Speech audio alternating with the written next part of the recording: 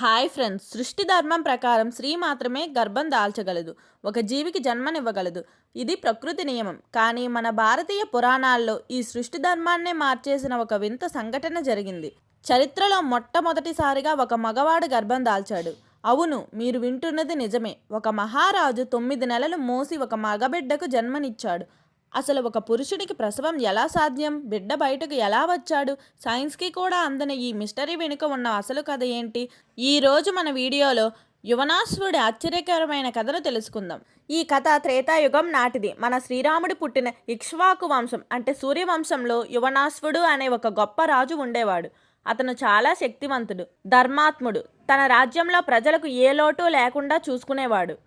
కానీ ఆ రాజుకు మాత్రం ఒక తీరని లోటు ఉండేది. అతనికి 100 మంది భార్యలు ఉన్నా సరే ఒక్క సంతానం కూడా కలగలేదు.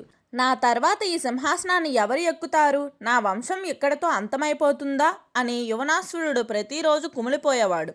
రాజభోగాలు, సంపదలు ఏవీ అతనికి శాంతిని ఇవ్వలేకపోయాయి. చివరికి విసుగు చెంది రాజ్యాన్ని మంత్రులకు అప్పగించి తపస్సు చేసుకోవడానికి అడవికి వెళ్ళిపోయాడు. అడవిలో భృగు మహర్షి మరియు ఇతర ఋషులు యువనాశ్వరుడి బాధను చూసి చలించిపోయారు. రాజుకి సంతానం కలగడం కోసం ఒక అతిపెద్ద ఇంద్రయాగం చేయాలని నిర్ణయించారు. ఆ యాగం చాలా రోజులు సాగింది. ఋషులు రాత్రింబవళ్ళు మంత్రాలు చదువుతూ ఒక కలశంలో నీళ్లను మంత్రించారు. ఆ నీళ్లకు ఎంత శక్తి ఉందంటే ఆ నీటిని యువనాశ్వరుడి భార్యలు గనక తాగితే సాక్షాత్తు ఇంద్రుడి అంతటి బలవంతమైన కొడుకు పుడతాడు. అంత పవర్ఫుల్ మంత్రజలం అది. యజ్ఞం పూర్తయింది. ఋషులు ఆ మంత్రజలం ఉన్న కలశాన్ని యాగశాలలో ఉంచి రేపు ఉదయం ఈ నీటిని మహారాణికి తాగేద్దాం అనుకుని నిద్రపోయారు. కానీ విధి ఆడే వింత నాటకం ఇప్పుడే మొదలైంది. ఆ రోజు అర్ధరాత్రి యువనాశ్వరుడికి మెలకువ వచ్చింది. గొంతు ఎండిపోతుంది. విపరీతమైన దాహం. చుట్టూ చూస్తే ఎవరూ లేరు. ఋషులంతా గాఢ నిద్రలో ఉన్నారు. వాళ్ళని లేపడం ఇష్టం లేక రాజు స్వయంగా నీళ్ల కోసం వెతకడం మొదలుపెట్టాడు. అప్పుడే యాగశాలలో ఒక కలశం కనిపించింది. అందులో ఉన్న నీళ్లు చల్లగా స్వచ్ఛంగా కనిపించాయి. కానీ అవి మంత్రజలం అని, తన భార్యల కోసం సిద్ధం చేసినవని ఆ రాజుకు తెలియదు. విపరీతమైన దాహంతో ఉన్న యువనాశ్వరుడు ఆ కలశంలోని నీళ్లను ఒక్క చుక్క కూడా వదలకుండా తాగేశాడు. హాయిగా నిద్రపోయాడు. తెల్లవారింది. ఋషులు లేచి చూసేసరికి ఆ కలశం ఖాళీగా ఉంది. ఎవరు నీళ్లు తాగారు అని భృగు మహర్షి అడిగాడు. యువనాశ్వరుడు భయపడుతూ, స్వామి, దాహం వేసి నేనే తాగానని నిజం చెప్పాడు. అది వినగానే ఋషులు తలలు పట్టుకున్నారు. ఎందుకంటే మంత్ర ప్రభావం వెనక్కి తీసుకోలేరు. ఇప్పుడు గర్భం దాల్చాల్సింది రాణి కాదు, స్వయంగా మహారాజు. అనుకున్నట్టే జరిగింది. ఆ మంత్రశక్తి వల్ల యువనాశ్వరుడి గర్భంలో పిండం పెరగడం మొదలైంది. ఒక మగవాడు గర్భం దాల్చడం అనేది సృష్టికి విరుద్ధం. కానీ దైవ నిర్ణయం వేరుగా ఉంది.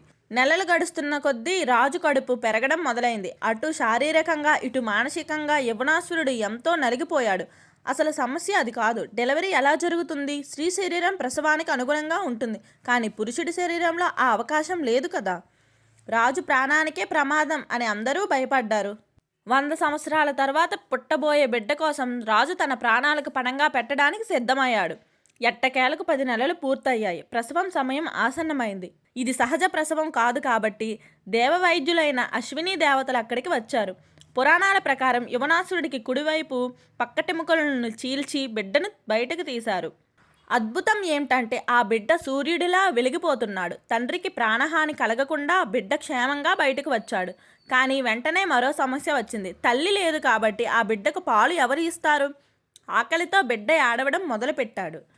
అప్పుడు దేవతల రాజైన ఇంద్రుడు అక్కడికి ప్రత్యక్షమయ్యాడు. ఆ బిడ్డను చూసి ముచ్చటపడి, ఏడవకు చిన్నవాడా, నేను ఉన్నాను అంటూ తన బొటని వేలుని బిడ్డ నోట్లో పెట్టాడు.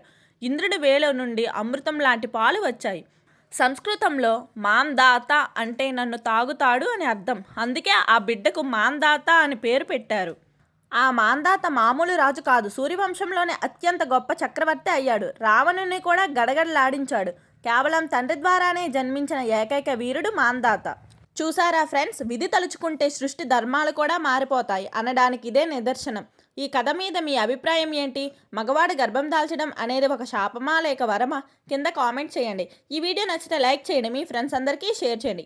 ఇలాంటి అద్భుతమైన మిస్టరీల కోసం మన ఛానల్ని సబ్స్క్రైబ్ చేసుకోండి. జై హింద్. బాయ్ ఫ్రెండ్స్, నెక్స్ట్ వీడియోలో కలుద్దాం.